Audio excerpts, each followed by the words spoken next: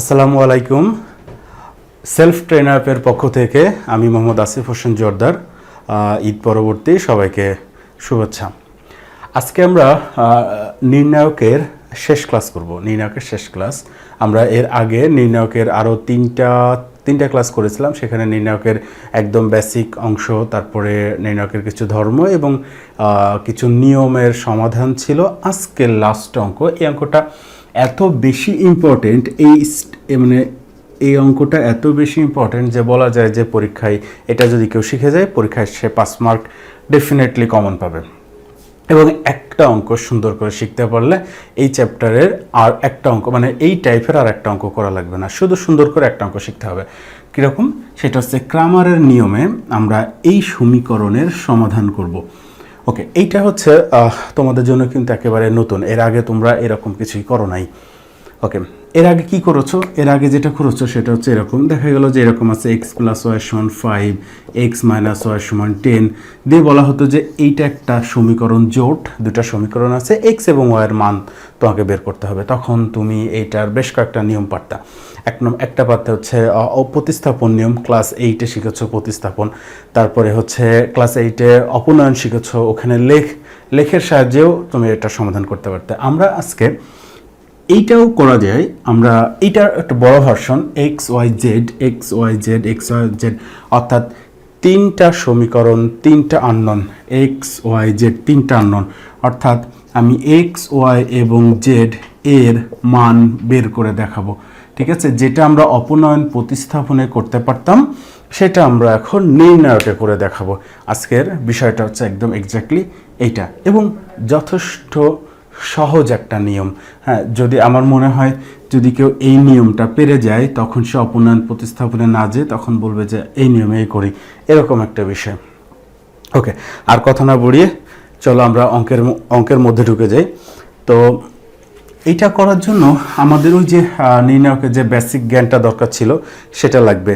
Basic জ্ঞান কোনটা? নির্ণায়কের মান বের করা। ওকে, তো এই মান বের করার জন্য আমাদেরকে প্রথমে 4টা জিনিসের মান বের করে রাখতে হবে। কি কি? সেটা হচ্ছে ডি, ওকে, তারপর হচ্ছে dx, dy এবং dz। এইভাবে 4টা নির্ণায়কের মান আমাকে বের করে রাখতে হবে। এখন কথা হলো ডি বলতে কি বোঝায়? ওকে, শুধু এই জায়গাটুকু যে পারবে সেই অঙ্কটা কমপ্লিটলি সুন্দর করে ফেলতে পারবে। ডি বলতে কি বোঝায়? ডি বলতে বোঝাবে এই যে এক্স, তার সহগ কিছু না থাকা মানে 1 আছে, ওয়াইয়ের সহগ, জেড এর সহগ, এইগুলা নিয়ে যে নির্ণায়ক হয়, -2 + 3, এখানে হচ্ছে 4, এখানে 3, এখানে 4, এখানে 1, এখানে 1, এখানে -1।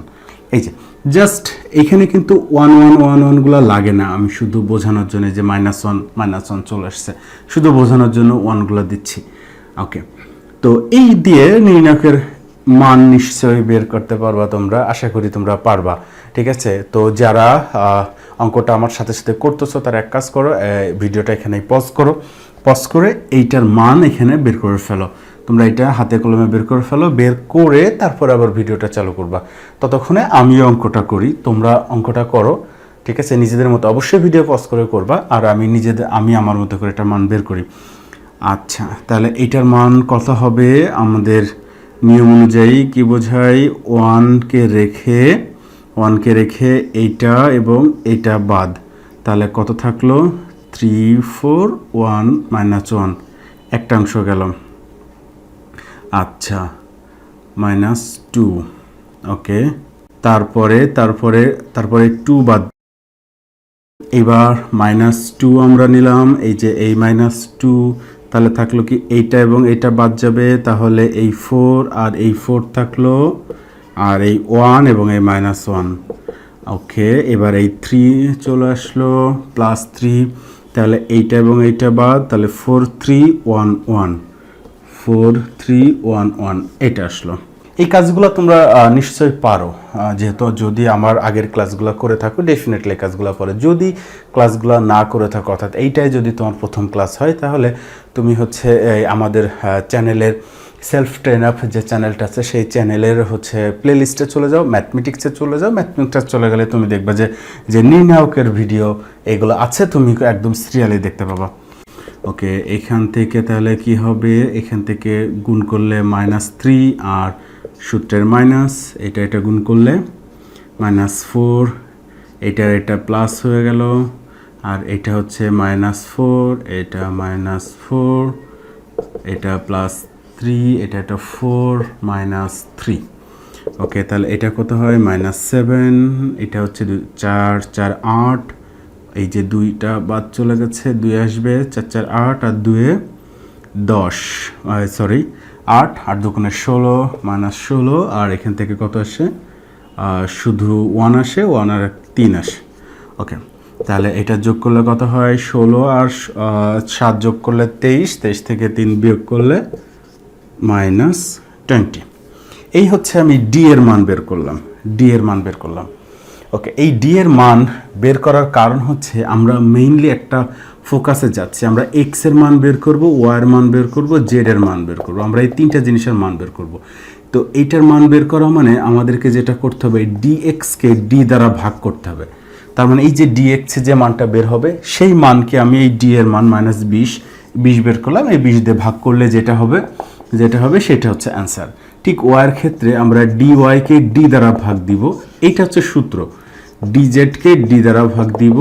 এই যে মেইন কাজ হচ্ছে এইটা, আমাদের মেইন কাজ হচ্ছে এইটা। এখন এইটা বের করার জন্য আমার যা করা লাগে, আমার ডিএক্স লাগে, ডিওয়াই লাগে, ডিজেড লাগে, ডি লাগে। এই 4টা জিনিস আমি আলাদা আলাদা করে বের করে নিব। ঠিক আছে, এবার চলো ডিএক্স বের করি। ডিএক্স বের করার জন্য একটা সুন্দর কৌশল আছে। ঠিক আছে, একটা সুন্দর কৌশল আছে। এই কৌশলটা যদি জানা থাকে তাহলে ডিএক্স বের করতে আর কখনো ভুল হবে না। হ্যাঁ, কৌশলটা কীরকম, আমাদের এখনও সেই একই কাজ এই অঙ্কের মধ্যে থাকতে হবে। ঠিক আছে, অঙ্কের মধ্যে আমি কি বলেছিলাম, যে ডি বের করার সময় কি বলেছিলাম, যে এই নির্ণায়কের যে এই সমীকরণের যে সহগগুলো ছিল সেই সহগগুলো নিয়ে সেটা। ওকে, তো যখন ডিএক্স বের করব তখন ডিএক্স এর পজিশন, মনে করো এটা এক্স এর জায়গা, এটা এক্স এর জায়গা, এটা ওয়াই এর জায়গা, এটা জেড এর জায়গা। তো এক্স এর মান যখন বের করব, এক্স এর জায়গায় আমি এই 5 7 আর -4 লিখে দিব, 5 7 আর -4। আর বাদ বাকি যেগুলো ঠিক আছে সেগুলো আমরা ঠিকঠাক লিখে ফেলবো, অর্থাৎ -2 3 1 3 4 -1 এটা লিখে ফেলবো, দিয়ে এইটার মান বের করব। ওকে, তাহলে ডিওয়াই কি করা যায়, একদম ওই যে একদম আগের মতোই। ঠিক আছে, আমরা ওয়ার যে পজিশনটা আছে, ওয়ার পজিশনে এটা লিখে দিব যে 5 7 -4 দিয়ে বাদ বাকিটা হচ্ছে আমার যা ছিল, অর্থাৎ 1 4 1 1 4 1 3 4 -3 4 -1 বসাই দিব। ওকে, আবার আরেকটা আছে কত, ডিজেড। তাহলে তোমরা সহজে অনুমান করতে পারতেছো ডিজেডে কেমন হবে। ঠিক আছে, তো তোমরা যারা অনুমান করতে পেরেছো তারা ভিডিওটা এখানে পজ করে লিখে নিয়ে তারপর আমার সাথে মিলায় নাও। ঠিক আছে, আর যারা করলে না তারা একবারেই দেখে নাও যে কি করা যায়। ওকে, তাহলে ডিজেডে কি হবে, এই ডিজেডের শেষের পজিশনে আমি এই 5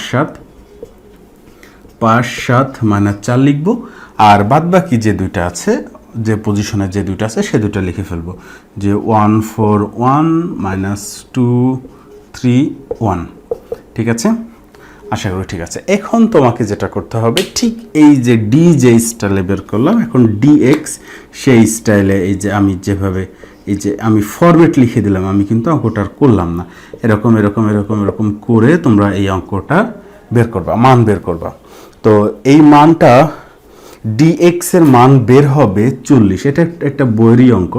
ঠিক আছে, এটা হচ্ছে 40। আর ডিওয়াই যদি কষ্ট করে বের করো তোমরা, বের করলে মান বের হবে -20। আশা করি তোমরা এটা বের করতে পারবা। ঠিক আছে, যদি বের না করতে পারো তাহলে অবশ্যই আগের ভিডিওটা দেখে আসবা, সেখানে ডিটেলস সব কিছু দেওয়া আছে। আর এইটার মান হবে -60। সুন্দর করে আমরা সবকটার মান বের করে ফেলেছি। তার মানে প্রথমে আমরা অঙ্কটা তুলে ফেলবো, তারপরে ডি বের করব, ডিএক্স বের করব, ডিওয়াই বের করব, ডিজেড বের করব, তারপরে লিখব যে এখন এক্স সমান এত দিয়ে এইবার ডিএক্স এর মান কত বের হয়েছে, 40। তাহলে 40, ডি এর মান কত -20, তাহলে কাটাকাটি করলে কত হচ্ছে -2। ওকে, তো তাহলে ওয়াই বের করার জন্য আমার কি লাগবে ডিওয়াই কত -20, তাহলে এখানে আসবে -20, তারপরে হচ্ছে ডি এর মান কত, ডি এর মান -20, কাটাকাটি করলে 1। ওকে, জেড এর মান বের করব, ডিজেড কত -60, তাহলে এখানে আসবে -60, তারপরে ডি এর মান কত -20, কাটাকাটি করলে 3। এই যে অর্থাৎ আমার এক্স ওয়াই এবং জেড অর্থাৎ নির্ণেয় সমাধান কত হবে, এক্স ওয়াই জেড, এক্স এর মান কত -2, এইভাবে ব্র্যাকেট দিয়ে -2, তারপরে কমা, ওয়াই এর মান কত +1, কমা, জেড এর মান কত 3 +3।